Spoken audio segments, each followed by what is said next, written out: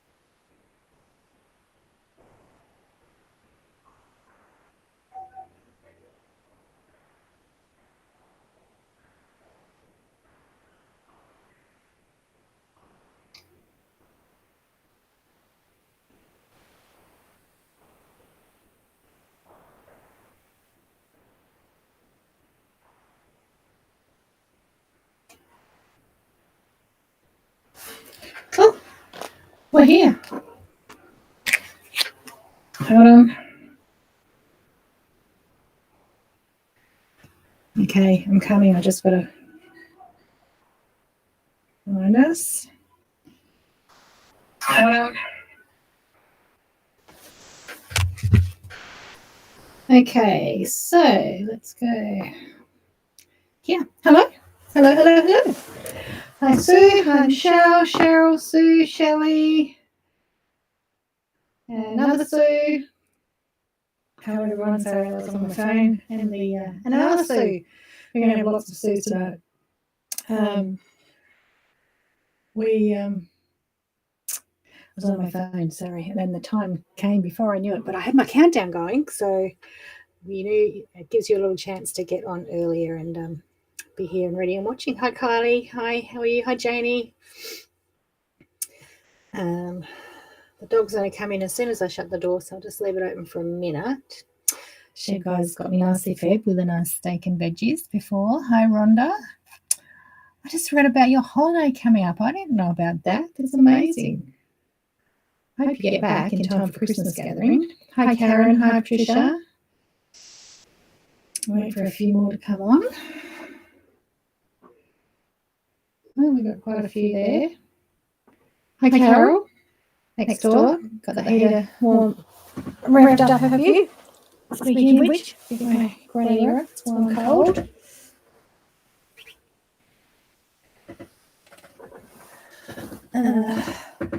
Got the Tassie tax on. Maybe I should have showed that. It was terrible, but Matilda sent me something even worse. She suggested something else.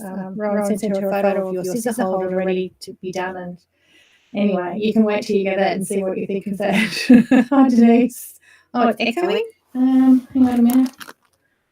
Shouldn't be. Is that any better? Is that better? Might have been because my phone wasn't completely quiet. Is that better now? Is it better? Let me see. Just let me see. That is on. All the others are off, so that should be all right. Hide that now.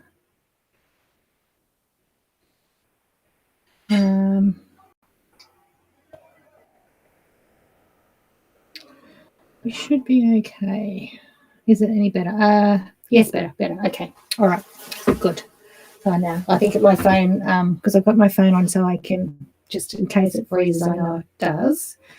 And I think I didn't have the volume turned completely down.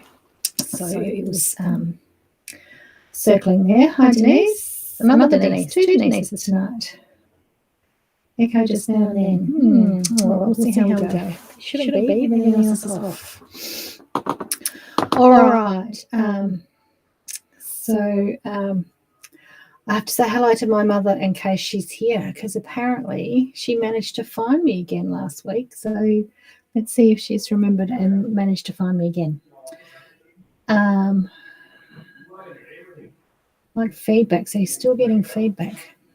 I don't understand why. Nothing else has changed. If I do this, tell me if you can't hear me at all. Can't hear me at all now? I would say I should be getting a message saying you can't hear me at all.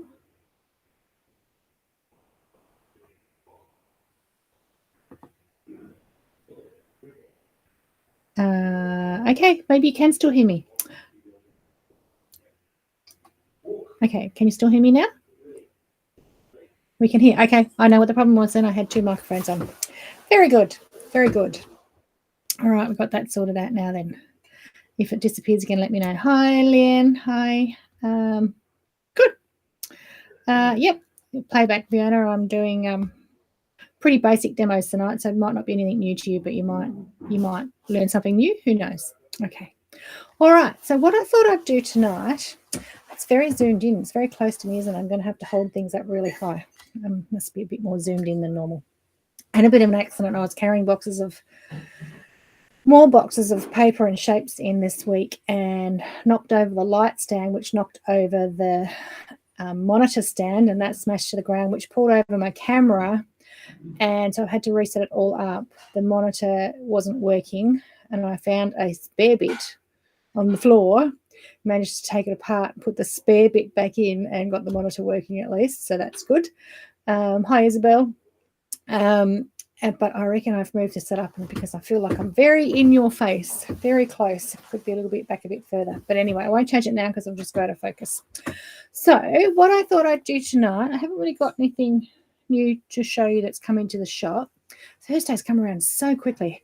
I just don't have time. So what I decided to do, and in fact, after talking to my mother about it, because she did manage to find me last week and watch me again, so that's twice now, go back over some really basic things. So I know when I teach around the place, I always treat a class as if they're brand new and start at the very basics, because quite often there's things just like threading a needle and tying a knot that people have just never been shown, and they're still doing it the hard way. Some things are quite life-changing when it comes to stitching. So I'm just going to go over the very basics. And hi, Marilyn. And I thought what I would do to demonstrate those basics is do it on the Owl and Hare project, which is the homespun block of the month this year from Nat Bird of the Birdhouse. And I've shown you the panels and the fabrics and everything we've got in store before. So I'm actually just going to use that to demonstrate on, so I'm not just making another demonstration piece that ends up in the bin. And there's also a huge Facebook group for that project. I assume it's called Homespun Owl and Hare. I'm not quite sure. I've looked up the name of it. But it's pretty big, and there are people all over the world that are doing it. And I noticed on that there are a lot of people that are brand new. So brand new to embroidery or brand new to hexes and applique. And they're really having a go and really trying and asking lots of questions. So I thought I'm just going to demonstrate basic things, but I'll use that to demonstrate. And then if anyone would like to share the link of the live over there afterwards for anyone that's having trouble, then feel free to do it. I might be allowed to do it myself. I'm not sure. But, oh, Fiona, go and help them. They might be hungry or need to go to the bathroom. Back to work. So let's do that. So tonight I'm actually going to demonstrate just the real basics of prepping and the backstitch, because that's the main stitch that Natalie used. You don't have to use that, but I'm just going to demonstrate the backstitch. And this is how I always do it and how I teach it. Doesn't mean it's the only way, but I'll go through every basic step of that. And then next week, I'm going to do the hexes, both making your hexies, prepping your hexies, and also how to position them in that perfect circle. If you know the quilt, you've seen a lot of different versions and a lot of people struggling to join them and get them to fit on the block in the perfect circle. So we've got a tool and a few tips to get that perfect. And then the week after that, I'm going to show you the little applique ring that goes around the outside of them, and the bunny, so the applique in the middle. And then what else is there to show you? And then there's the coffin blocks, which aren't so tricky, but all of it I'm going to show using our iron-on leave-in papers. So a lot of people in the group have bought those. We have sold lots. Hold on a tick.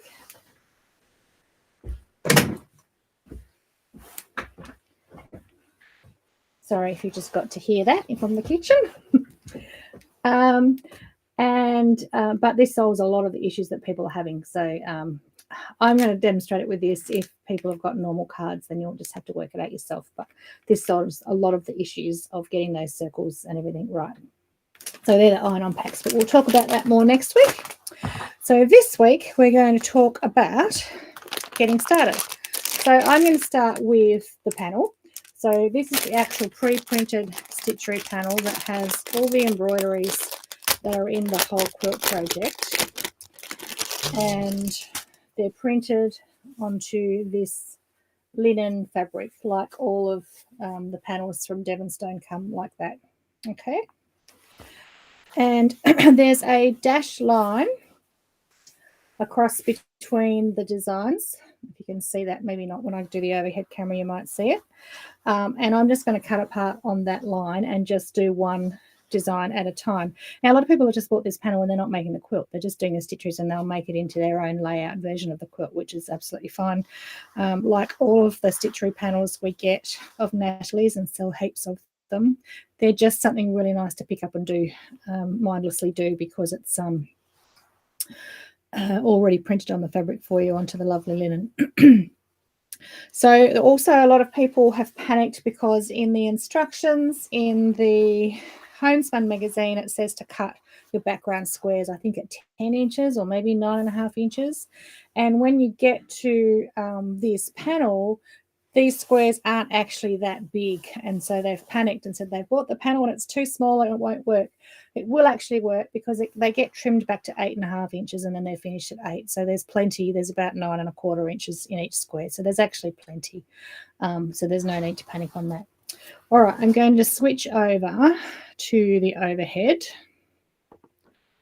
now. And actually, I'm also going to put, I don't want that. I'm going to hide that, take that off, and show that it shouldn't be there. Hold on a minute. I'm just going to add this.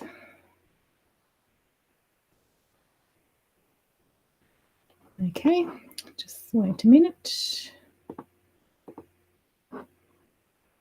Oh, I've just lost my little widget. Let's get it back here.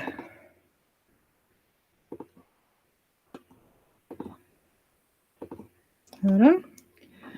Let's see if that works. If not, I'll add them on afterwards, but I've got the links for you. But now maybe it doesn't go while, maybe it won't add while it's live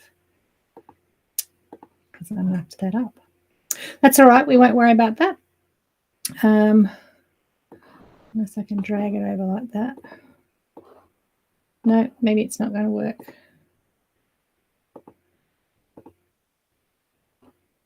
All right, we won't worry about that. We'll go back to this. Okay, so let's get rid of this comment here for you so you can see it.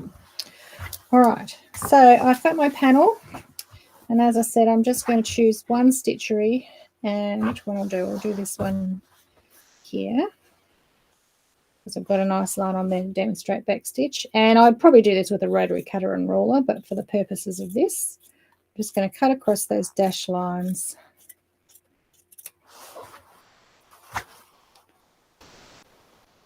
And cut out one square. So it makes it really nice and portable and easy to work with. All right. And then the first thing we need to do is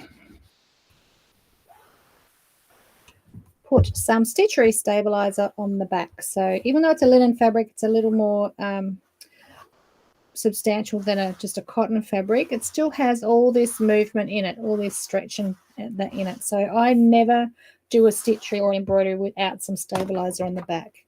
And I'm just using for this H&K stitchery stabilizer. So it's a nice lightweight non-woven with a fusible on one side, and you just put it on the wrong side with the glue dots up, obviously. And I'm just going to give it a quick press and then flip it over to the other side. And this is best applied with steam, but your iron may sometimes catch it. So we also have our pressing mats.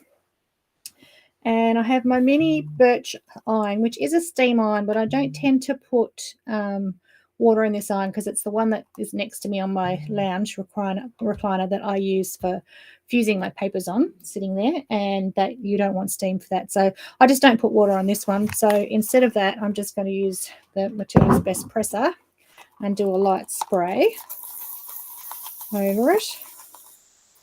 And that probably has a little bit of Best Press starch in it too, which doesn't matter. But just so I can get some steam. And then you can see that, you might be able to see the steam coming up. So a good steam gets the best application of the stabilizer onto the fabric and gets all your bubbles out, so it's nice and flat. And the pressing mats, they won't burn or melt with your iron, but they're a net, a special net. So if you're using a steam iron, the steam goes through it because that's what you want. If you've got a pressing cloth, yes, the steam goes through it, but not as well. So I like the pressing mats for that reason, and we use them for applying stabilizer. And you can see that's completely smooth, no bubbling, no pulling off there because it's been put on with a nice steam iron. You can go back to the front and just double check there if you want to. Okay, so that's got our stabilizer on there ready to go. The next step is to put it into an embroidery hoop. Now, you may or may not be a lover of an embroidery hoop, but I always try and encourage people to try again. There's a few reasons why. One, of course, is for good tension. And so you don't pull your stitches too tight and you don't pucker up your fabric. And then when you finish it, it's not sitting nice and flat and it's all puckered up. Another one is because it gives you much better vision. You can see exactly where you're going. You can get much straighter lines with your stitching and that sort of thing. But the main reason I use it is for my stitching health, basically. So if you're not using a hoop, you have to hold this out so that you can see, two, it's taut so that when you're putting a needle through it doesn't go all over the place, and just so you can see where you're going. And that means that I've got all this pressure on my thumb and finger here, which actually is going all the way up my wrist and all the way up my shoulder and into my neck. And if I'm doing that for a long time, that can cause a lot of health issues long term. And I stitch a lot, so when you're doing that for a long time, it's really not good for your posture. Whereas if I've got it in a hoop, that is like my extra hand that's holding it there for me, and I can literally just rest on my hand with no pressure, no stress on anywhere on any part of my body. So the hoops I like and recommend are just these inexpensive plastic hoops. They're not expensive at all. They're between $4 and $6, $7 something.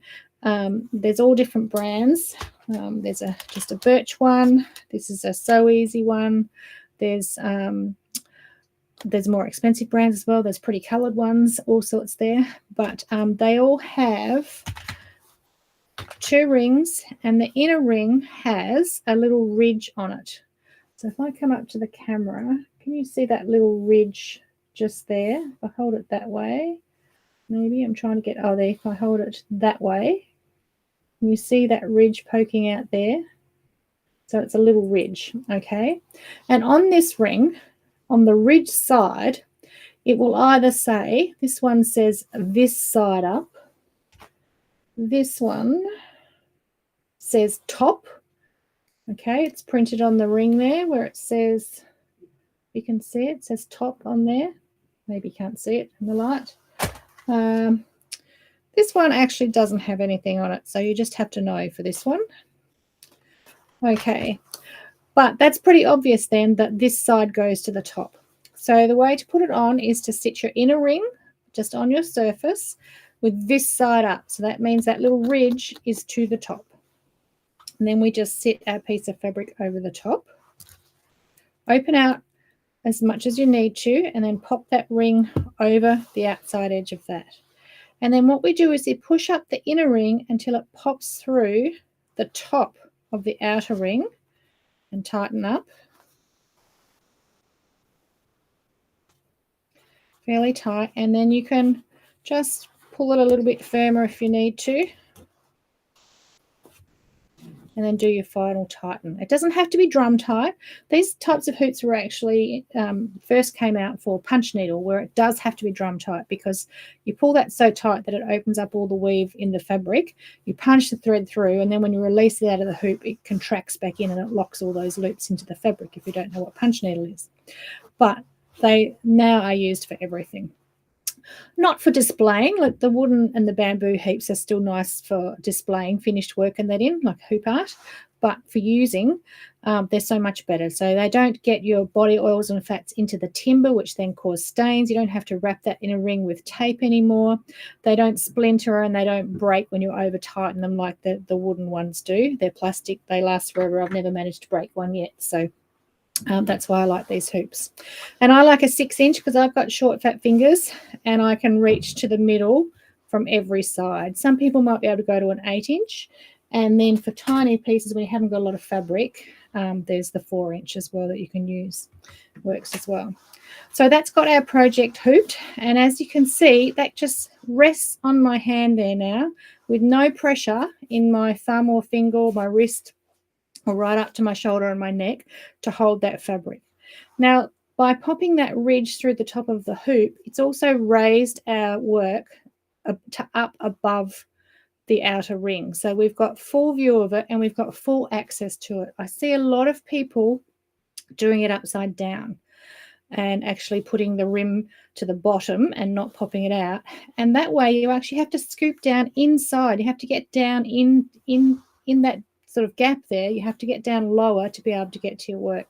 So by raising it above like that, you've got your best access and the best visibility of where you're going to stitch. So that's our hoop ready to go. Next thing is needles and threads. So we have a needle called a Hugs and Kisses stitchery needle. I've got one here. Yes. Here's a packet here. They come on a little card. And they're simply, we just called them a stitchery needle because there are so many needles out there and nobody understands what needles what. It's really hard to remember what needles what. I'm just trying to put me, it's not going to show me. I was going to switch to that one. Sorry. No, there we are. Wanted it to go the other way. Wait a minute. I can go there. Not working. Not working. I want it the other way around.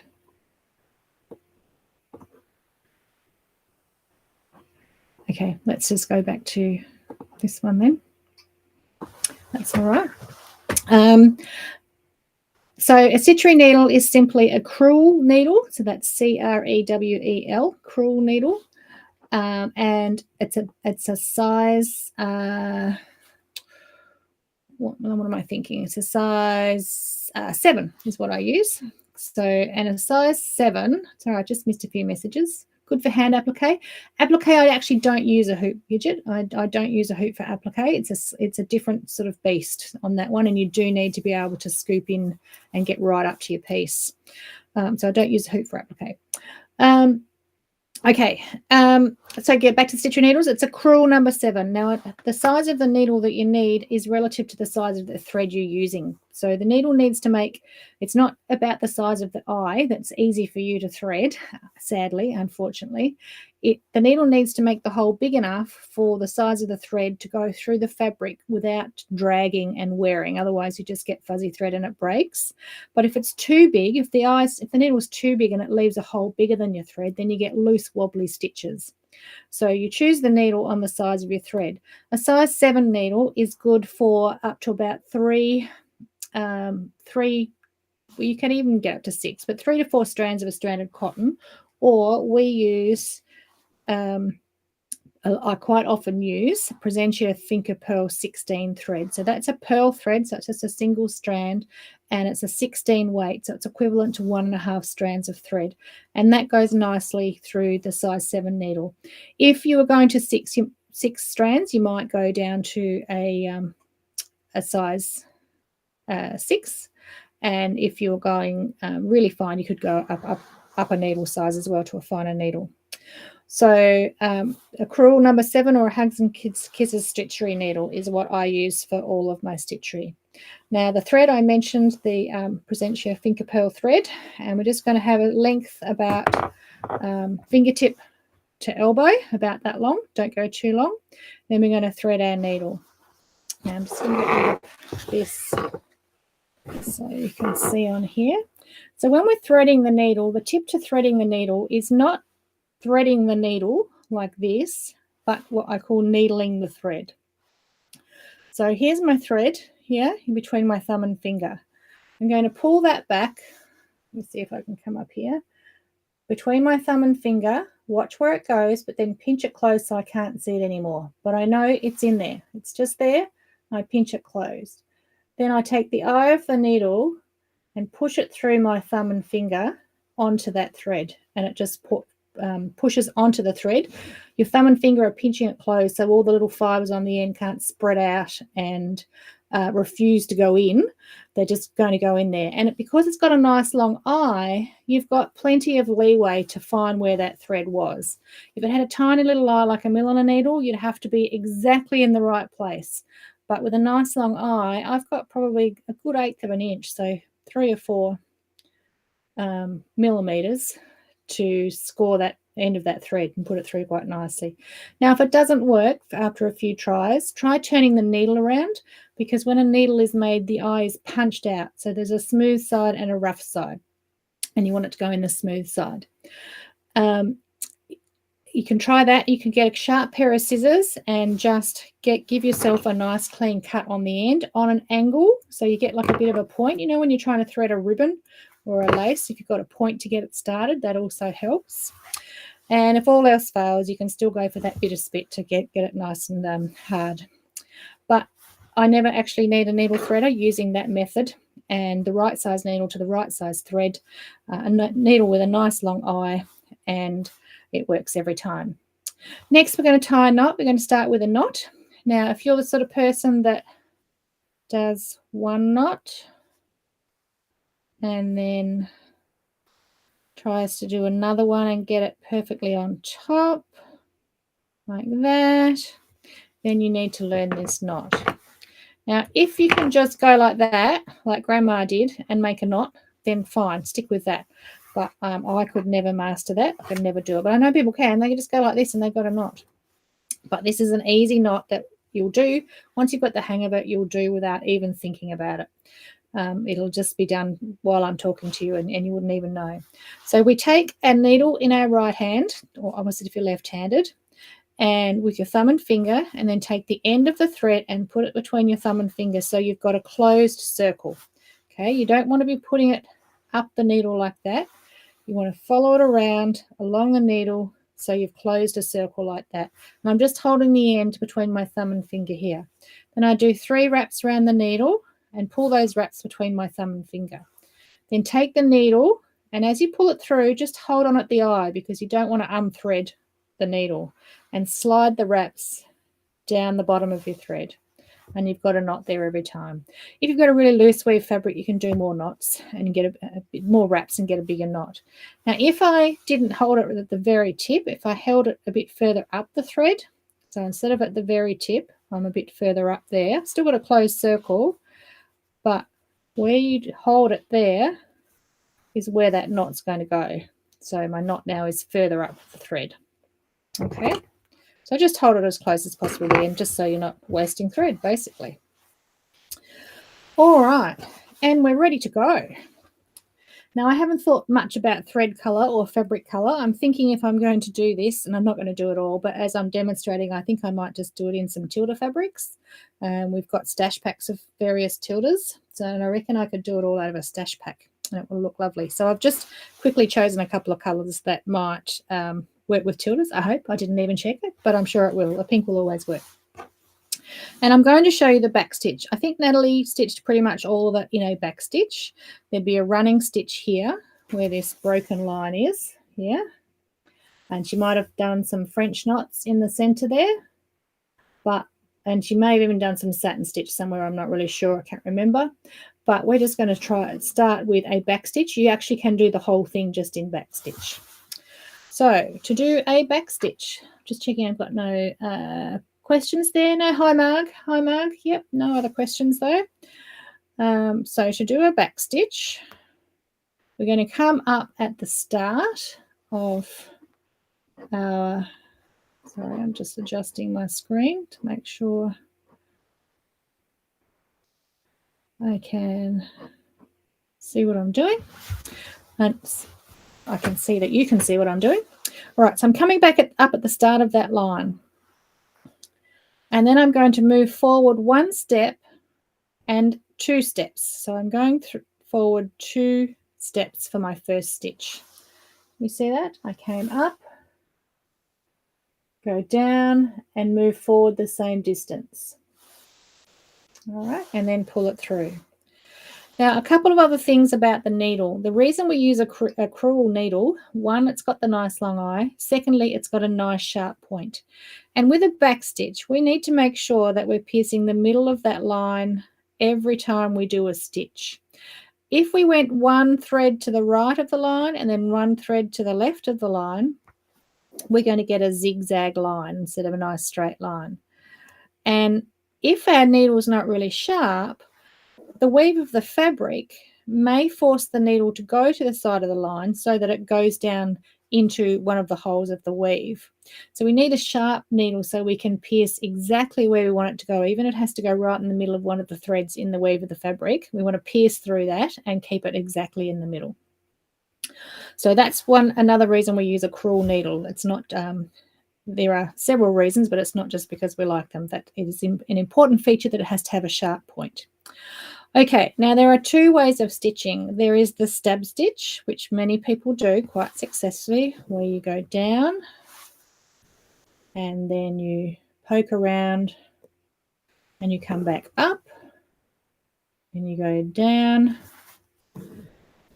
poke around till you've got your spot and come back up. And then there is what I call scoop stitching, and that is doing both steps in one movement. And again, that's when I use my hoop, and a hoop where I can reach the center the whole way through. Can you see my finger sliding across underneath that? Okay, so I go down till it hits my finger underneath, and then I slide along with my finger underneath, push the point of the needle up so I can see where the point is, and stab it through exactly where I want it. But the needle underneath is pushing it up. I don't have to use all my effort in this hand and get a sore hand. The finger underneath is doing the work of pushing it up. So down, slide along, push it up underneath so I can see where the point is, get it where I want it, and then pull it through. So again, it's all about having the least amount of pressure and work being done by your hands and fingers. Don't know about you, but I feel like I'm getting very old and my fingers are getting very stiff. I know a lot of people struggle with arthritis and all sorts of things, and you get less use of your hands. So we want to look after them as best we can. And you can see then that every step is done in half the time because we're doing 2 steps in the time of 1. Okay, my finger underneath is pushing it up and helping me position it and doing all the work. Okay, now this is actually not very neat. I'll unpick it and do it later, but I'm doing it up above myself. Not very good vision, just so that you can see it in the camera. So the important things with the back stitch are is when you go back in, it needs to go in exact same hole as the stitch end of the stitch before. It can't even be a split thread away from it. If it is, then you get little white dots in between all your stitches, and you're virtually getting a running stitch instead of a back stitch. So it has to be exact same hole. As I mentioned before, it also has to be exactly in the middle of your line so that you get a nice straight line. And then the third thing is to keep them all an even length. Now, there's not a right or wrong length that should be, but just keep it consistent. A good way to work out how small your stitches should be is to look at the smallest element on the design. And if I've got a little tiny curve there, I'm going to have to do fairly short stitches to get around that curve without getting a spiky curve. Okay, I'm just going to show you here. If I try to do a circle here with big long stitches,